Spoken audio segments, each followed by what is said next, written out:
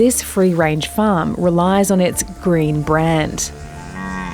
My wife Bridie and I grow beef, pork and eggs, all raised on pasture, chemical-free.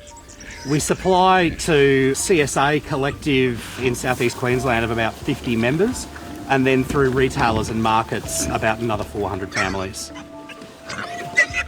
A business model that farmer Nick Holliday fears could be at risk if a nuclear power plant is built nearby.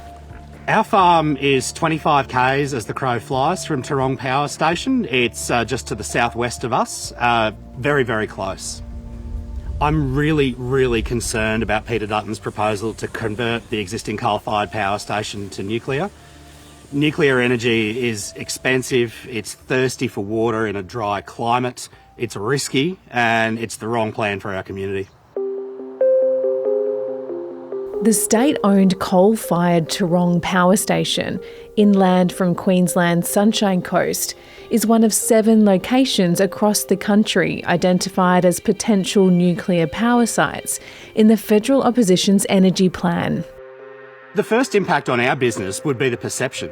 So whether the risk of a radiation leak, groundwater contamination, an incident is 0.001% or 50%, we still suffer the negative effects of having it in our community.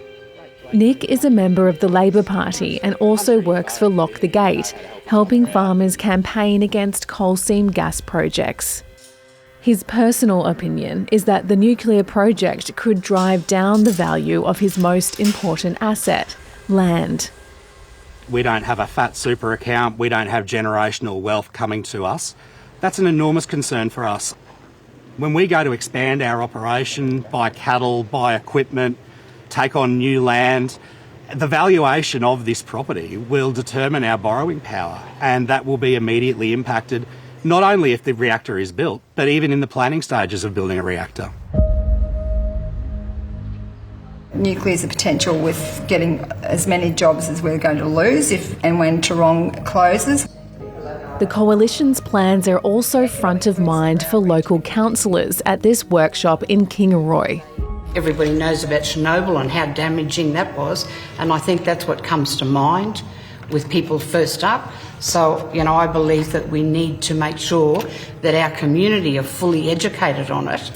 I think the difference is, yes, we all talk about Chernobyl and we all talk about what happened in Japan. But the thing is, things have changed so much. Technology has changed.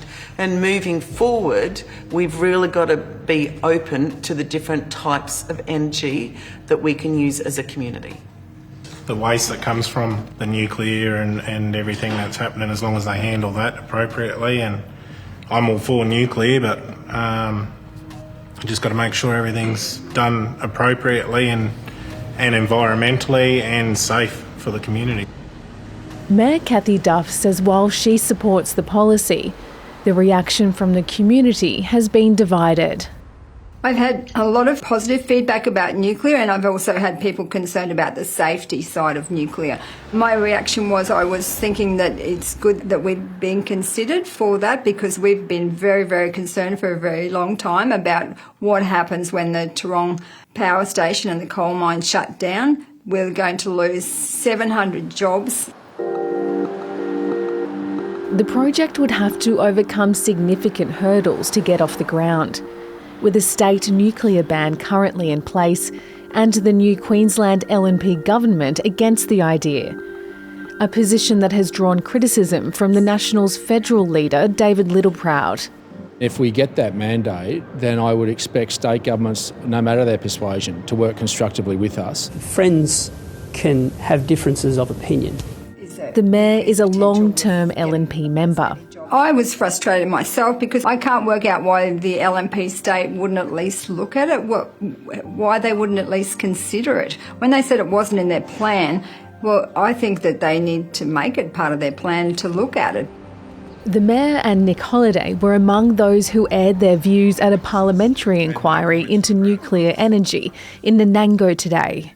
Thank you for the opportunity to be here at this inquiry. The committee of federal MPs is in Queensland this week, touring communities where the coalition wants to build small modular reactors if it wins the next election. The scaremongering about nuclear needs to be unpacked. We need to make sure it's safe for our region. We want to look at nuclear. We want to look at all options. We have this mix. We have coal, we have nuclear as a possibility. We have the renewables. They certainly concern me. Concerns were raised about a lack of information about the coalition's proposal. A nuclear power station does not mean the end of renewables. There will still be renewables, is the information that I believe, but I don't know. We have not been given any concrete information. Will we be subject to regular testing?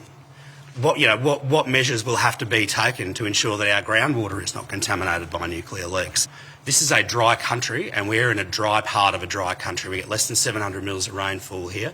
We've got farmers in this area who rely on water allocations out of Boondooma Dam to run their farms, and they are going to end up competing with a nuclear power plant for that water. A massive concern. I'm against any nuclear reactor on Australian shores. That's my water.